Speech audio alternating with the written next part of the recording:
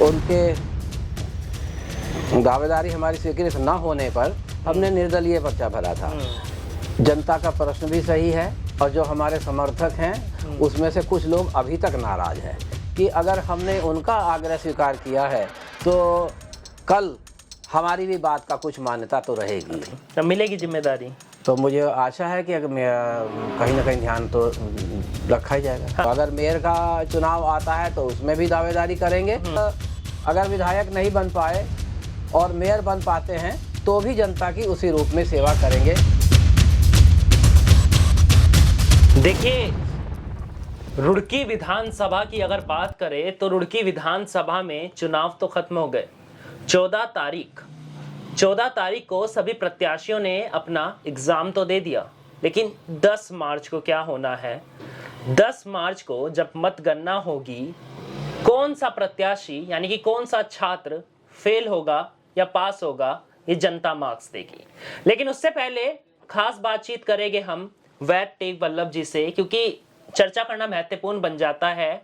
निर्दलीय चुनाव लड़ा था लेकिन आते आते बीजेपी के साथ हो गए, क्या कारण रहा? तमाम बातों पे चर्चा करेंगे। सबसे पहले तो बहुत बहुत स्वागत करते हैं आपका टेक वल्लभ जी, द न्यूज़ वाला नेटवर्क पर। नमस्कार, सभी दर्शकों को नमस्कार और न्यूज़ वाला नेटवर्क का भी बहुत बहुत आभार। देखिए, सबसे पहला और महत्वपूर्ण सवाल तो यही होगा, आप चुनाव में बीजेपी के लिए खड़े हुए थे या निर्दलीय प्रत्याशी के तौर पर? भाजपा का था, जन्म से, गर्भ से और पीढ़ियों से 40-50 वर्ष से सक्रिय सदस्य हूँ भाजपा का, इसलिए भाजपा से दावेदारी किया था। और फिर उनके दावेदारी हमारी स्वीकृत न होने पर हमने निर्दलीय पर्चा भरा था। निर्दलीय रूप में अपना ऑप्शन हमने जनता को दिया कि जनता के पास हमारा ऑप्शन रहे। जो हमारे समर्थक थे, जिन्होंने हमको कहा कि आप जैसा व्यक्ति इस शहर को चाहिए और आप इस मैदान में उतरें, उनके समर्थन को देखते हुए, उनकी बात का आदर करते हुए हमने निर्दलीय पर्चा भरा था। अब देखिए, सवाल तो यही है ना कि आपने निर्दलीय पर्चा भरा, अब जनता जो है वो कंफ्यूज हो गई। कंफ्यूज क्यों हो गई? अब आप कहते हैं बीजेपी से आप टिकट की रेस में थे, टिकट नहीं मिला तो आपने सोचा निर्दलीय लड़ना जाए। लेकिन जब आपको इतना कॉन्फिडेंस था तो फिर समय आते आते बीजेपी के साथ क्यों हो गए? सवाल जनता का यही है। जनता का प्रश्न भी सही है और जो हमारे समर्थक हैं उसमें से कुछ लोग अभी तक नाराज हैं कि आपने समर्थन क्यों दिया। आप हमारे कहने के ऊपर मानते हुए, हमारा आदर करते हुए आपने पर्चा भरा था और आपको पर्चा भरना था और आपने जो है चुनाव पूरी तरह से लड़ना था। लेकिन उन सब की भावनाओं को इस रूप में मैं देखता हूँ कि मेरा उनके हृदय में इतना सम्मान है, प्यार है, या वो मेरी कुछ ऐसी छवि रही होगी जिसके लिए उनका जनता का प्यार है, वो ऐसा व्यक्ति चाहते हैं शहर के लिए। वो भी बहुत भले लोग हैं और उनकी भावनाओं का आदर करना भी चाहिए और हमको वापस नहीं लेना चाहिए था। लेकिन चूँकि भाजपा एक परिवार है और उस परिवार में हम सबसे छोटे सिपाही के रूप में हैं और पहले बहुत सारे पदाधिकारियों ने हमसे संपर्क किया। उसके बाद जो हमारे प्रदेश के मुखिया हैं, माननीय महामंत्री संगठन अजय जी, उनकी और प्रदेश अध्यक्ष जी की और अपने सांसद पूर्व मुख्यमंत्री माननीय निशंक जी की जब वार्ता हुई तो उनकी बात को आदर देना भी हमारा कर्तव्य था। निशंक जी ने मना लिया, उन्होंने हमको मना लिया। मना क्या लिया, उनके आग्रह को मैं अस्वीकार नहीं कर पाया, क्योंकि उनका हमारा बचपन से एक बहुत बड़ा जुड़ाव था और हम मानते हैं कि ये लोग हमारे मुखिया हैं। तो ये कुछ ऐसा भी कहा गया, क्योंकि देखा गया है ना, बीजेपी जिसको टिकट नहीं देती उसको पद देती है, तो कुछ ऐसा भी हुआ कि आपको टिकट नहीं मिलेगा तो निशंक जी ने या किसी बड़े नेता ने, आला कमान ने ये कहा हो कि आपको पद दिया जाएगा संगठन में? ऐसा अभी तक नहीं हुआ, ना हमने ऐसा कहा और ना किसी ने हमसे ऐसा कहा कि आपको पद दिया जाएगा। हाँ, ये बात अवश्य है कि अगर हमने उनका आग्रह स्वीकार किया है तो कल हमारी भी बात का कुछ मान्यता तो रहेगी। तो क्या बात होगी आपकी कि मुझे पद दिया जाए?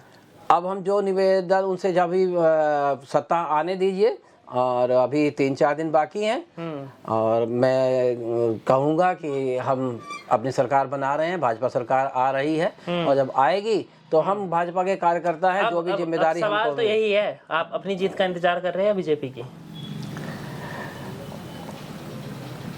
जैसे मैंने कहा ना कि हमने तो भाजपा को समर्थन दिया है, तो अब तो हम भाजपा के हैं ना, तो भाजपा के लिए हमने कार्य भी किया, केवल समर्थन नहीं दिया, भाजपा के लिए कार्य भी किया है। तो अब हम भाजपा की जीत की प्रतीक्षा कर रहे हैं और जीत रहे हैं। हाँ, अब भाजपा की जीत के लिए प्रतीक्षा आप लोग कर रहे हैं। अब अगर जीत जाते हैं तो कुछ पद दिया जाएगा, सवाल तो यही है, क्योंकि आप कह रहे हैं जीतने के बाद, सत्ता में आने के बाद उन्होंने मुझसे बात कही थी, अब मैं अपनी बात रखूंगा।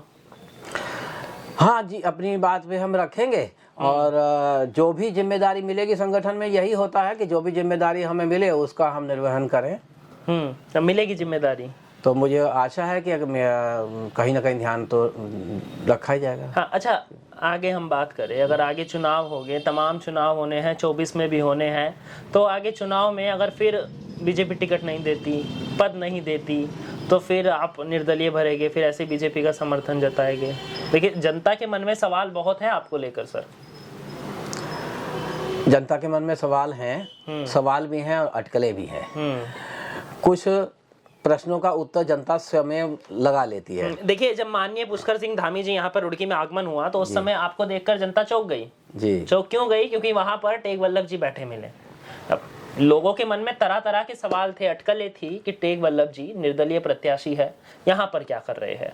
शाम होते होते आप मंच पर दिखे, मंच पर आपने फूलमाला देकर शायद उन समर्थन दिया भारतीय जनता पार्टी को। अब लोग चौंक गए कि जिनका हम सपोर्ट निर्दलीय तौर पर कर रहे थे वो तो बीजेपी में दोबारा आ गए। तो अब जनता दोबारा से वो विश्वास की जो डोर होती है वो कैसे मनाए? क्योंकि देखिए, निर्दलीय बीजेपी को छोड़कर तमाम प्रत्याशी रुड़की में भी गए हैं। कई ऐसे प्रत्याशी हैं जो बीजेपी को छोड़कर गए और निर्दलीय पर्चा भरा और लड़ भी रहे, लेकिन आपने कुछ अलग ही कर दिया मोड़। देखिए, ये अपने अपने हृदय की बात है और मान्यता की बात है। मैंने माना कि जो मेरे मन की बात थी वो मैंने उनको कह दी और उसका उन्होंने मान किया है। और फिर अगर उसके बाद वो आग्रह कर रहे हैं तो उनके आग्रह को मैं आदेश मानते हुए मैंने अपनी बात को वहीं तक रोक दिया और उनको समर्थन दिया है। और समर्थन देना कोई उस समय बुरा नहीं है, क्योंकि समय कराता है सब। समय करे नर क्या करे, समय बड़ो बलवान। लेकिन समय ने हमको कराया कि हम अपना विकल्प जनता को दें, और समय ने ही ये कराया कि हमने समर्थन दे दिया, और समय ही आगे कराएगा कि आगे आने वाले आगे आप और हम और संगठन सब सलामत चाहिए तो कुछ अच्छा ही होगा। अगर मेयर का चुनाव आता है तो उसमें भी दावेदारी करेंगे और मुझे पूरी यही सवाल था। देखिए, खुद ही कह दी अपनी मन की बात कि मेयर बनना चाहते हैं टेक वल्लभ जी। देखिए, जनप्रतिनिधि अपने क्षेत्र के लिए होता है, और अगर विधायक नहीं बन पाए और मेयर बन पाते हैं तो भी जनता की उसी रूप में सेवा करेंगे। मतलब तो जनता की सेवा करनी है। जो हमारे मन में एक सपना है शहर को एक स्वर्ग बनाने का, वो हम कोई भी जनप्रतिनिधि तो अभी स्वर्ग नहीं बना, अभी तो भारतीय जनता पार्टी के ही मेयर है। अभी भारतीय जनता पार्टी के मेयर हैं और हर एक की अपनी अपनी एक क्षमता, सोच और एक अवधारणा होती है। हर आदमी अपने सपने को लेकर आता है, वो कितना उसमें काम कर पाता है ये उसका कार्यकाल बताता है।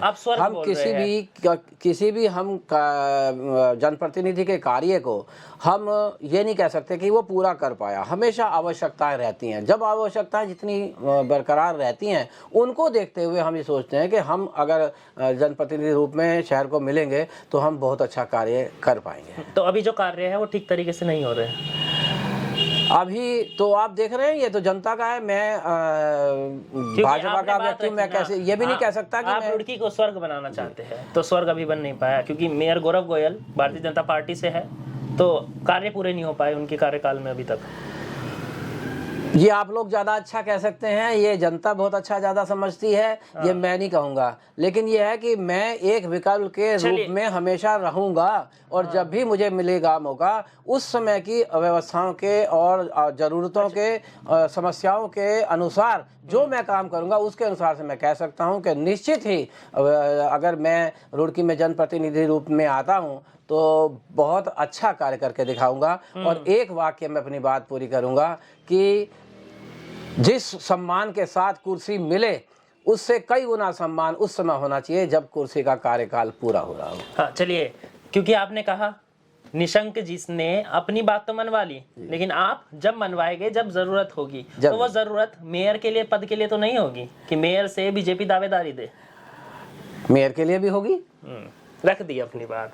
ये चाहते हैं कि समय आए तो रमेश पोखरियाल जी, जो कि सांसद है और पूर्व केंद्रीय मंत्री, शिक्षा मंत्री रहे, वो पद दे, बीजेपी से चेहरे बने ये मेयर के। लेकिन चलिए, अब वो तो समय ही बताएगा कि क्या होगा।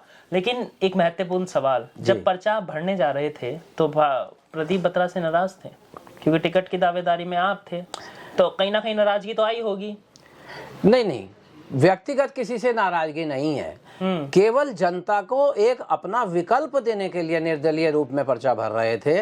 और जितने हमारे समर्थक थे जिन्होंने कहा कि आप पर्चा भरिए, मैं स्वयं से इच्छा नहीं किया। मुझे 2-3 वर्ष से मेरे समर्थक, मेरे मित्र ये कह रहे थे कि आपको जनप्रतिनिधि रूप में हम देखना चाहते हैं, आप जैसा व्यक्ति, आप जैसी प्रतिभा इस शहर को चाहिए।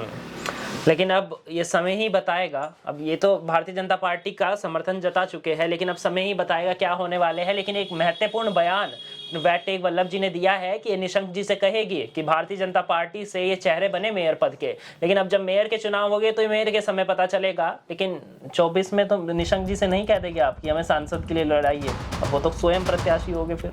अब वो तो स्वयं प्रत्याशी हैं और वो बहुत इसके लिए कॉम्पिटेंट प्रत्याशी है। तो फिर वहाँ पर निर्दलीय अगर आप खड़े हो गए?